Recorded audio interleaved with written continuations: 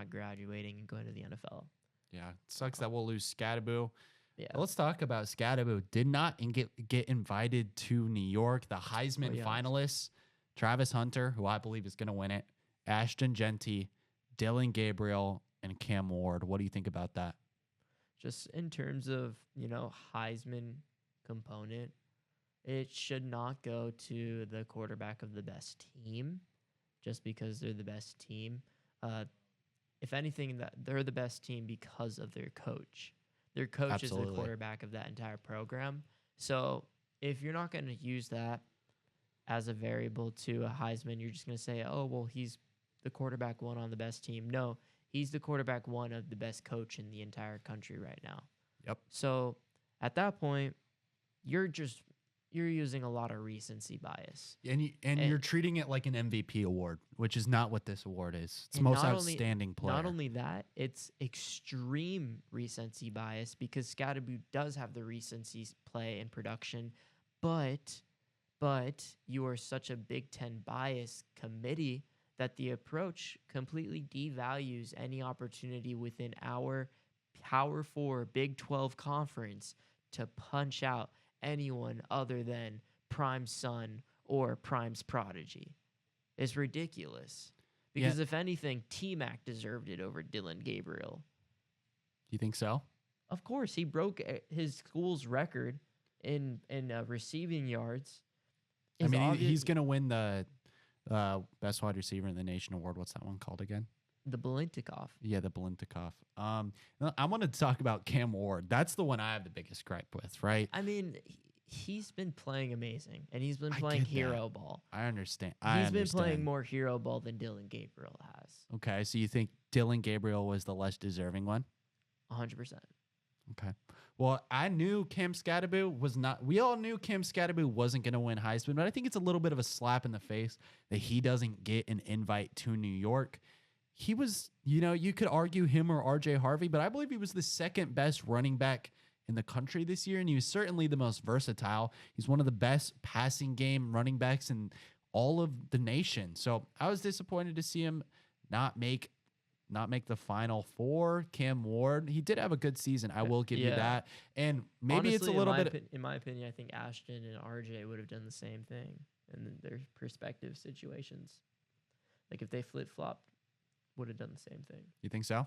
Yeah. RJ Harvey on Boise State. Like you're saying, I thought you were saying he would have the same season on Boise State. You're saying he would have the same season as Genty? I can really get behind that. And RJ would have the same season as RJ, or Ashton would have the same season as RJ. No, I think I've been making that argument for a couple weeks now. Yeah. But Cam Skattebo plays so much differently than both of those guys. Yeah, none of those guys would be able to carry this Arizona State team. No, because they don't fit into this Arizona State team. Maybe it's because we modeled the offense so much around Skattebo. Maybe Marcus Arroyo is able to model it around Ashton Genty. But this Skattebo just feels so fit for this team. He's made such big steps this season, right? He went from a potential undrafted candidate to a bona fide day 2 prospect. Yep. And we are so excited. Whatever team ends up with Skattebo is going to end up with a dog, right? He didn't make the Heisman Award ceremony, but that's okay. Whoever ends up with Skattebo will end up with the dog. And I can say that about a couple of the Big 12 running backs. They're being under-recruited, in my opinion. Big 12 running backs put on a show this year. In the game, the announcer went, "What is all this power running game? Are we watching the Big 12?" And I just kind of sat back and I was like, what? How many teams in the Big 12 are like an air raid offense anymore? This is a power running football conference. RJ Harvey, Devin Neal, Cam Skattebo, Micah Bernard is even a good running back. So I didn't understand that, but back to the point, Skattebo, awesome season. Didn't make the ceremony, but we're proud of him. He's going to go down as one of the best Sun Devils of all time, and certainly one of the best transfers, arguably the best Sun Devil transfer in Sun Devil history. I know that's more of a recent thing, but he was awesome. We love Skattebo. Thank you for the awesome season, and go and ball out in the playoffs. He's fine. He's going to get that. Look, all the defenses that we're going to be playing within the next championship window has not gone up against a running back like ours. No, because does the SEC have a running back like Skattebo? And did Texas play anyone good in the No, SEC? Texas played nobody. We're gonna talk about Texas in the next podcast. So stay tuned if you want to hear our opinions on it. But if anything, none of these defenses are ready for Cam. At least these Big 12 teams have had weeks to scout, but if anything, they're going to undersell this offense every single time.